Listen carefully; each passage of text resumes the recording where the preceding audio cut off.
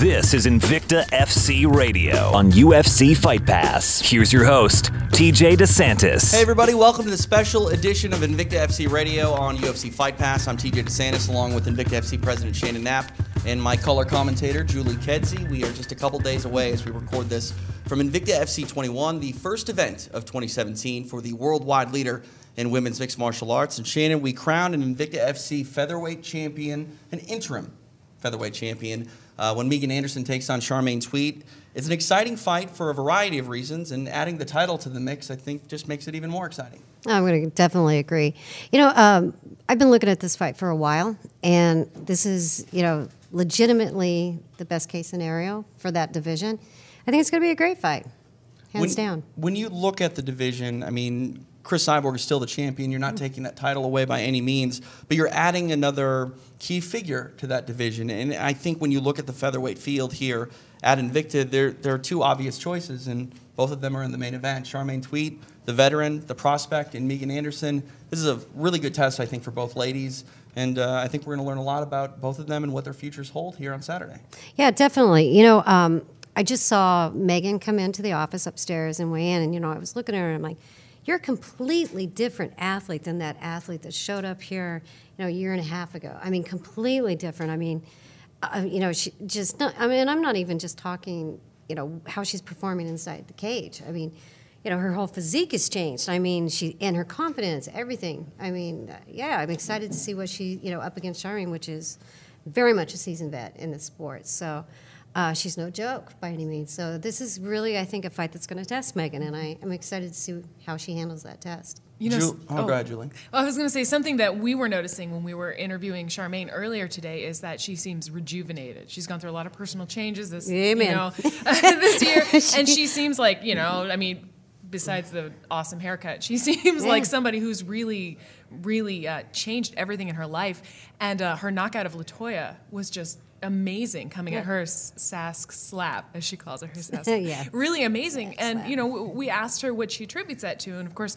personal changes in her life happened. But she also said, when you fight Cyborg, there's nothing left to fear. Yeah, right. I mean, and I think that to put her, when you say seasoned vet, against somebody, you know, who maybe hasn't had that opportunity to fight somebody on Cyborg's caliber, is really young gun versus, I don't want to say old bull, but, you know, I would say somebody who's seasoned vet, you know, and I think that's a really interesting matchup.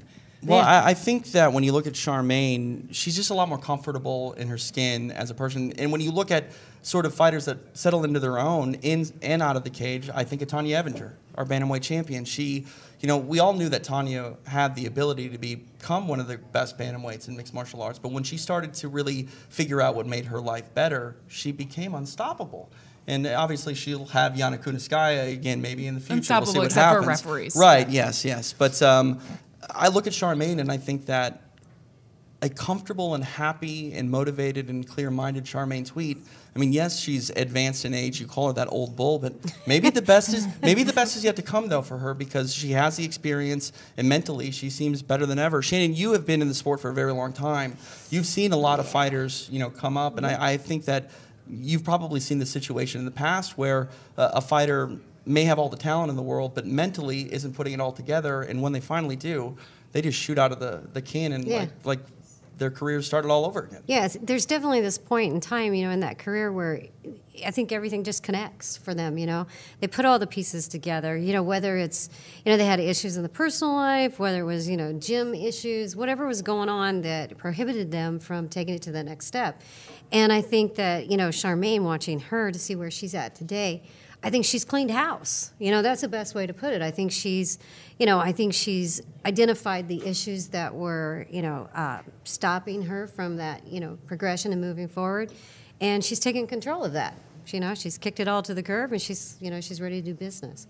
And I think while Charmaine is very confident, she's also a little bit cautious with Megan. She's respecting her. You know, when you look on paper, again, it is the veteran versus the prospect. But Charmaine herself, when we talked to her, even said that maybe Megan is the future of the division, but said right now we're in the present and she plans to own the present. So I think there's a lot of respect there between both ladies, and I think we're in for a war. Yeah, I definitely think we are. Let's look at the co-main event. Pannie Kianzad returns after a year away from Invicta FC, and She's coming back against a very tough Hawaiian in Raquel Paului.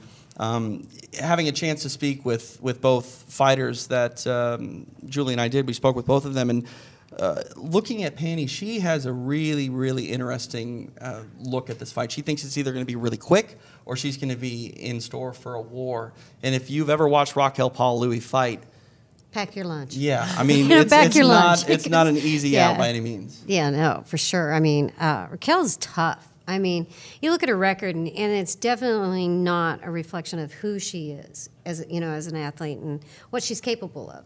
And I always say, I think Julie and I, when we talk about this sometimes, and you look at the card and Raquel's name comes up, the first thing I say, ew, this is not an easy fight. I don't care who you put her against. It's never an easy. You're going to fight. You're going to feel that fight. You're going to walk away and you're like, damn, I was in a fight. So I think that, I think this is a really powerful match. I think it's going to be exciting. Julie, we talked about the spirit of Raquel Paului. It's very tough to break her. And you can actually sort of use this instance for our main event as well. Megan Anderson has stopped a lot of opponents. Charmaine Tweet stood up to the hardest shots that Cyborg had. Paului, when she takes damage, she walks through it a lot. Have you ever been in a fight where you hit someone as hard as you could and they kept coming forward? What does that do to a fighter when they've hit an opponent with the best shot that they have and it doesn't faze them? It's amazing. I would say that in training, you never really want to train for those big, hard, huge shots, but they're there and you want to take them. And I will say, somebody that I trained way back in the day, and the fight never happened. In Strikeforce was against Amanda Nunes. I was supposed to fight her in my Strikeforce debut. An injury prevented that fight from happening. But I do remember my coaches saying, she hits really hard. You're going to have to watch out for that, and you have to plan for that big overhand right to land on her and to execute right after that. And somebody who fought her and faced that power and kept coming forward was Raquel Paului, and that's a UFC champion now. So Raquel, in that fight, she unfortunately lost that fight, unfortunately for her. But at the same time, to have that mentality that she can hit somebody that hard and somebody can hit her that hard and she can keep pushing forward, that's got to be so many eggs in her basket. She's got to feel so good about herself coming into this fight. Yeah, she's done the dance. Yeah. She's danced with some of the toughest, so And her losses come from UFC champion, UFC contender, and then her last performance with us, where her mindset was completely jarred because of an unfortunate exterior experience happening. I think this is one woman that we're actually going to see mature even later down the road. I have a feeling she's going to be wearing Invicta gold at some point in her career. I really do. It's hard to rule that out with Paului because her spirit is so strong, and she was bred to be a fighter. I think she has the intangibles in fighting that you can't really teach or even pick up from work. You can't teach heart. That's the old saying. You just can't teach heart. And it's a true saying. Yeah. I mean, proven time and time again. You can have the most talented athlete out there, but if they don't have the heart, they're gonna crumple. They're gonna cave in the times when they need to dig deep. The heart's, that's the big deal. Yeah, I really believe that. Kian Zad has talked about her motivation in MMA, and she's gone through some changes in her life as well. She's changed camps in Denmark and says that she's very focused. She came in to this fight. She says she's on weight. We got a day until weigh-ins, and she was very happy where she was at. Obviously, there's a lot to learn fighting in the cage, but there's a lot to learn fighting outside of the cage as well, and taking care of yourself. And talking to Pani, she was talking about how she feels like a pro, really for the first time, that she's really sort of matured outside of the cage as well. And, and we talk about, getting comfortable. Pani looks like she has her motivation at an all-time high, but more importantly, it sounds like she feels that she's doing the right things to prepare, better with this new team.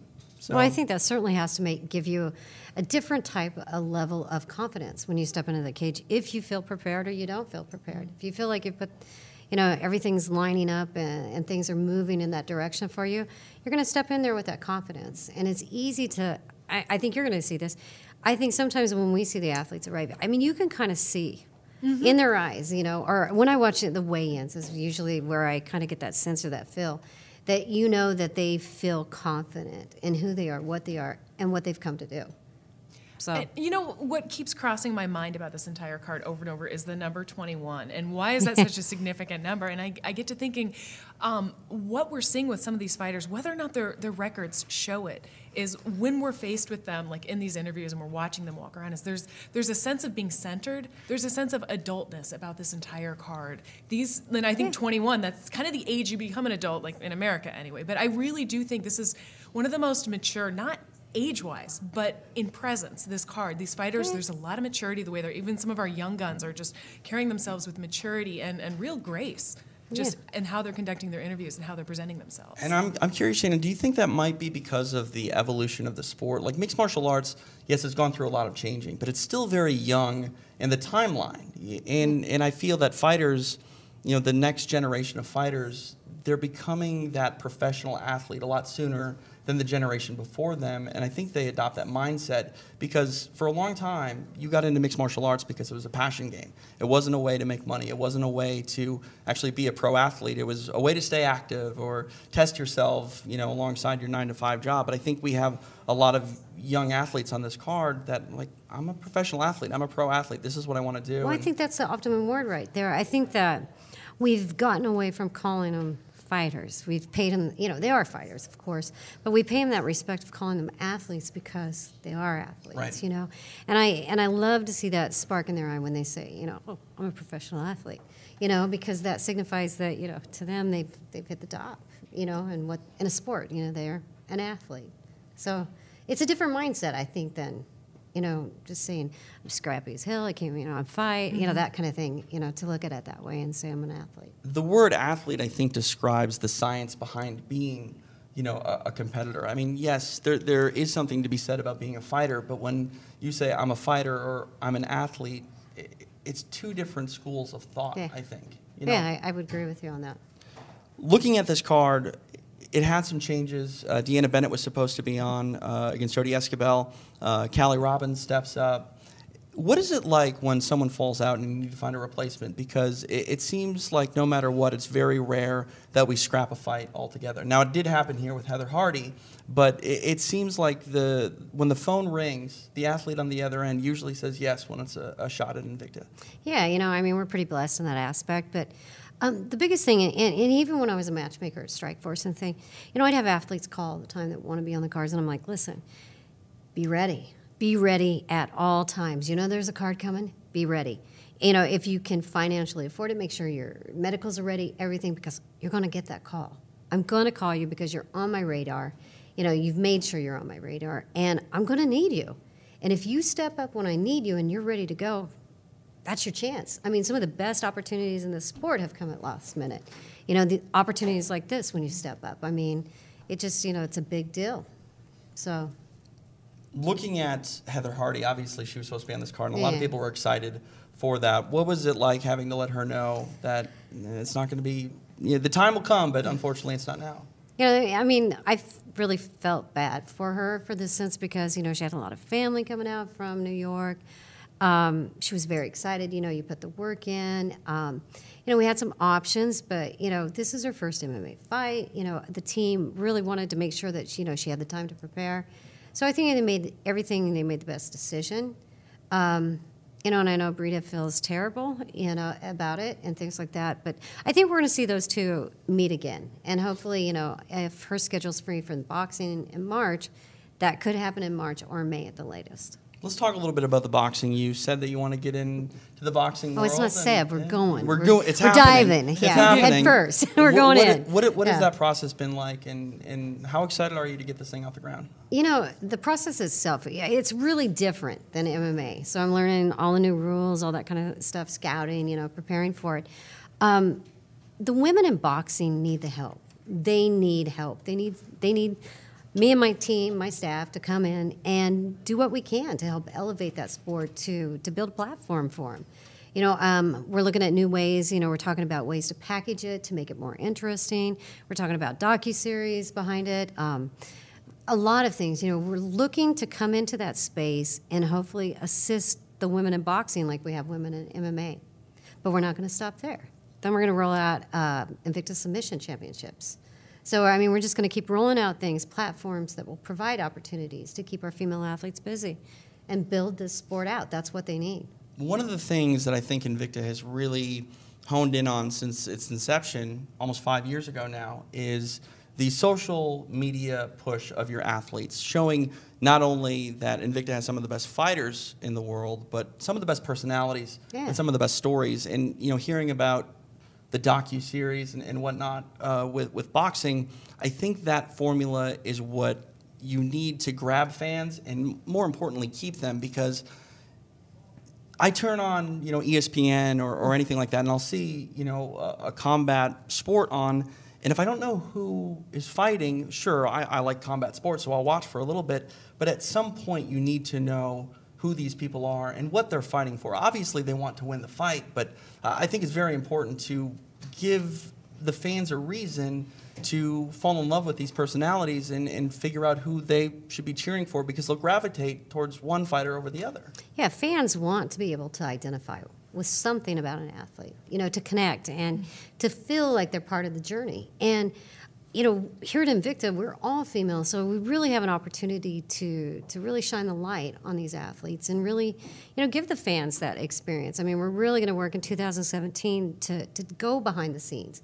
We're talking about putting a camera in when we pick them up at the airport, streaming things, really shining the light on what it takes to be here and, taking the fans on the journey. I think that's really important, and I think that's what, helps our athletes stand out. I think while Invicta is a brand and a promotion, it also shows off the lifestyle of your athletes. And I think that's really important to kind of not only show the fans, but future fighters that want to get to that point as well, the sacrifice that these women are putting in to be on that marquee, to be on that card. I think it's also, when you mention adding boxing and then adding submission grappling, adding these platforms for our existing MMA fighters, or MMA athletes, I should say. We've got to adopt the lingo that empowers them. I think that's really exciting for them, because we see people like Raquel Paolui and Andrea Lee who have gone and they're like, okay, I need to develop myself in this area, and they've been doing submission grappling tournaments and stuff like that. And how great would it be for them at some point to be multi-division champions, to have belts in all three all three divisions of what Invicta can offer.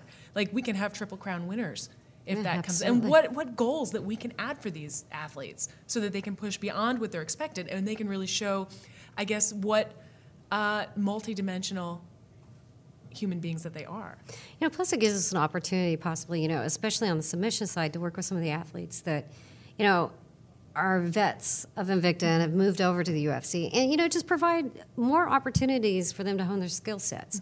Each and everything that we're talking about doing here at Invicta only is going to make a more complete, well-rounded athlete, and that's going to help everybody. So, one thing that I think is also really exciting, especially when it comes to the submission format, is mixed martial arts has a long history rooted in the tournament structure of things. And it's very hard to do one-night tournaments when athletes are taking concussive blows to the head.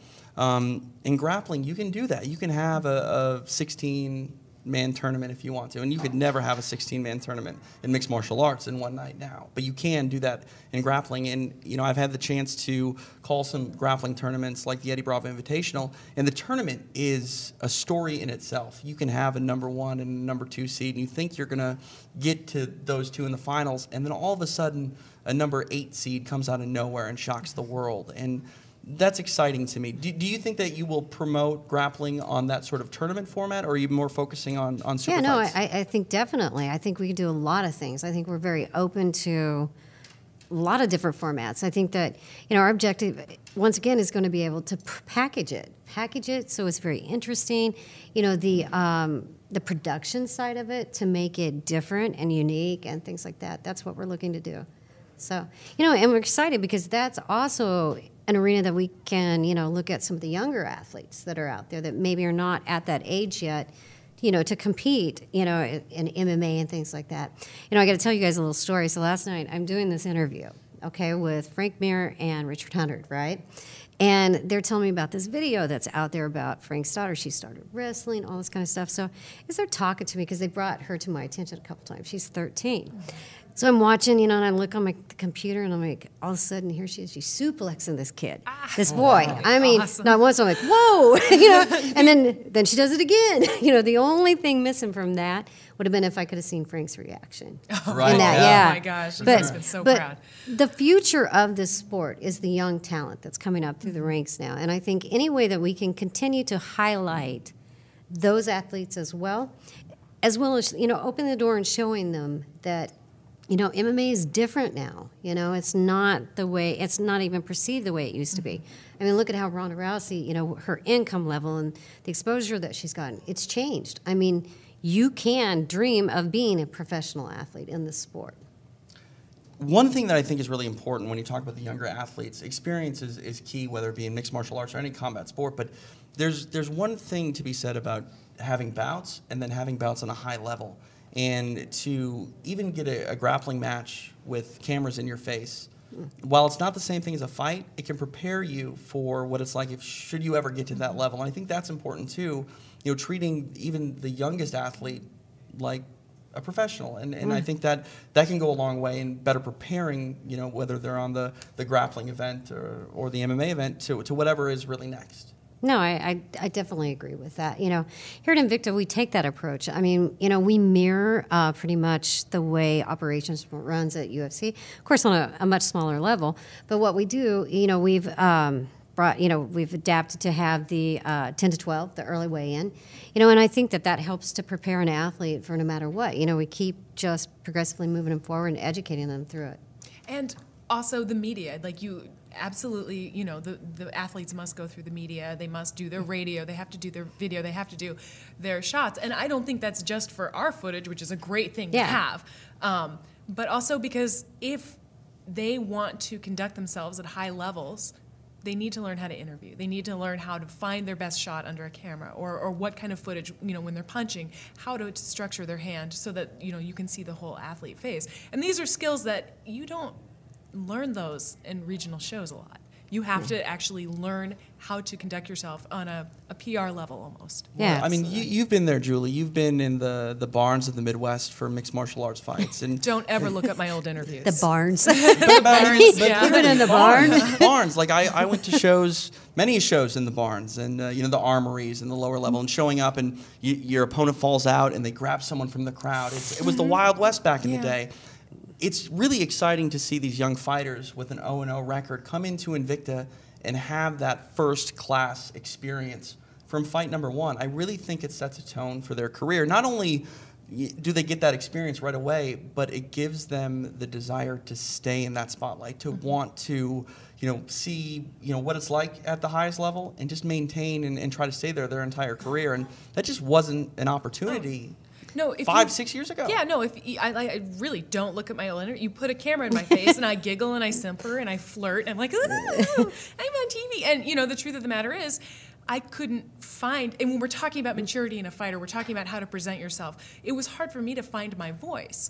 But going through all the training, I found a voice. Now it's maybe obnoxious, but I found my voice at this point. Some days, a little bit. On Wednesdays and Thursdays, but I don't feel. I guess. When the microphone is in front of me or the camera is in front of me at this point, because I've had that exposure along the way with Strikeforce and Elite XC and the UFC, I learned how to handle that, how to handle an interview and actually get what I wanted to say across. And you're teaching them that at such a young part in their career that when they are approached in any aspect of life, if they have to get up, like Jenny Liu, for example, she has to do a giant address next month for this huge conference, this huge writers' conference. And I'm so excited because I'm actually going as a fan to this writers' conference, and she's going to be in front of a microphone. She's going to be able to take the skills that she learns here and really deliver that kind of confidence. And I think to give them these life skills is amazing. I think you're doing well with that. Really well. Thank you. I mean, that's the plan, is to continue to help them. I think the sport helps athletes not just in the sport itself, but I think it gives them courage, life experience, and all the tools that they're going to need to, address some things in their own personal lives. I look at an athlete like Aspen Ladd, who's on this card. She takes on Sijara Eubanks. And Aspen, when we talked to her, Julie, referred to herself as an introvert. But she's done well, at least going through the motions of doing media and whatnot, because it's been part of her pre-fight preparation here since match number one at Invicta. And I think if Aspen, keeps ascending to the highest levels, if she ever fights in the UFC, the octagon jitters are something that is always brought upon athletes that get there. I think she's more maybe immune to those, or the fighters that have fought here, because it's not any different, like you said, Shannon. It's you're going through those same paces and motions as fighting in the pinnacle and the elite level of mixed martial arts. Well, take Elizabeth Phillips today. Yeah. She's a former UFC athlete. She's never competed here. I ran into her upstairs, and she's super excited to be here. Talked about how we run things, how she's glad this was the decision and the choice that she made, that she feels at home. This has, been a great experience for her. That's what we're looking for. We want each and every athlete to walk out of here and feel that kind of passion about where they've been. And the only thing we ever ask is pay it forward. Make sure that you're, paying it forward for the young athletes. Give us a shout out here or there when you can. And that's it. That's it in a nutshell. You'll reach that 5-year anniversary this year. It's coming up. Oh, wow. In spring. Yeah, April, right? Yes. So I kind of want to look back. What did you think about Invicta when it started? I mean, obviously, it was to get it off the ground and help the sport grow and mature, but when you look at what you've accomplished, 21 shows now in the last 5 years, you got to feel pretty proud. And did you see Invicta getting this big when you started it?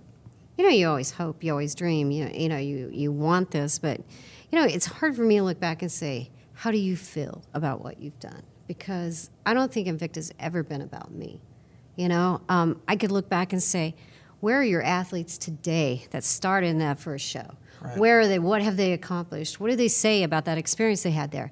Then I look back and I can say, wow, man, we're knocking it out of the ballpark, But to answer a question that's self-reflection and that kind of thing, I don't think about it that way. Well, let me ask you this. A few weeks ago, 2 Invicta veterans headlined a national televised card on Fox. Paige Van Zandt, Michelle Watterson.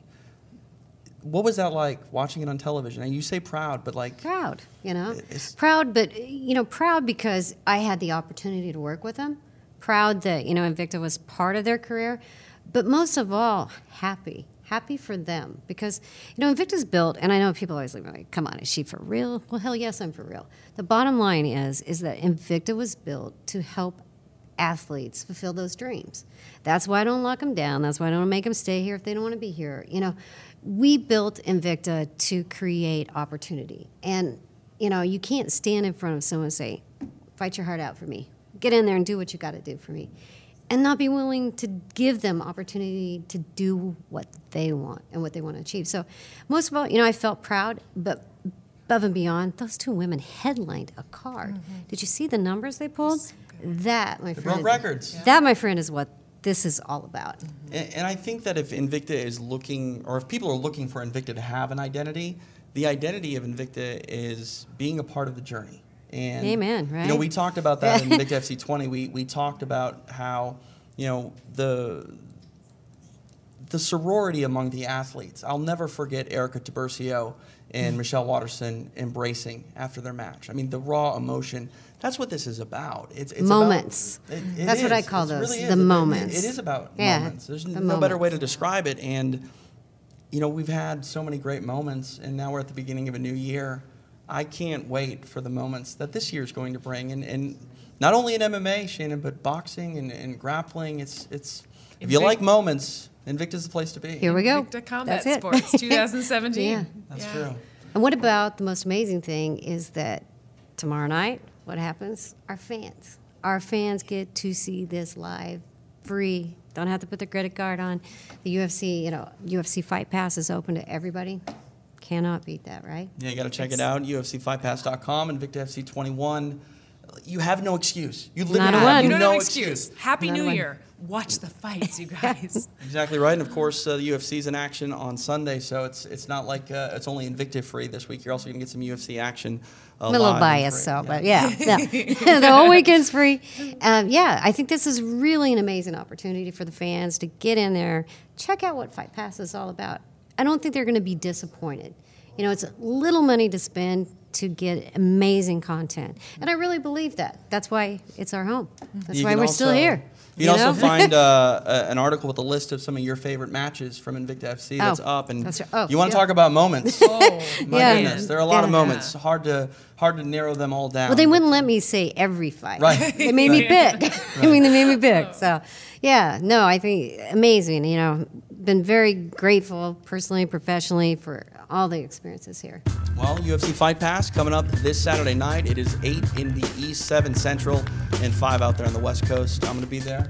Kedze's going to be there. Shannon, I'm going to hang out. She's going to be I'm there going to as hang well. out and watch, yeah. All the action live and free on Fight Pass coming up Saturday night. You're going to be there too, right? We hope so. See you then. Invicta FC Radio is a TJ DeSantis production and is property of Invicta Fighting Championships. Its content is intended for private use only.